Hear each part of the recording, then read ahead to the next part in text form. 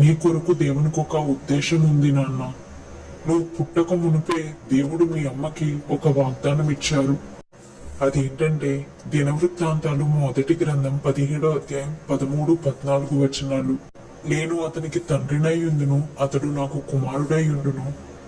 నీకంటే ముందుగా ఉన్నవానికి నా కృప నేను చూపక మానినట్లు అతనికి నేను నా కృపను చూపక మానను.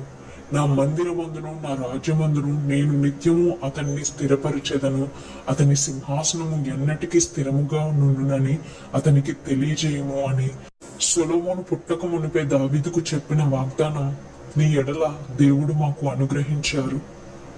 ఆ రోజు ఆ వాక్య భావం మాకు అర్థం కాలేదు. తర్వాత మీ అమ్మ మనల్ని విడిచి వెళ్ళిపోయింది. నేను నీ కొరకు ప్రార్థించినప్పుడు మన తండ్రి నీ కొరకు ఇచ్చిన వాగ్దానం యెషయా గ్రంథం 62వ అధ్యాయం 3వ వచనం.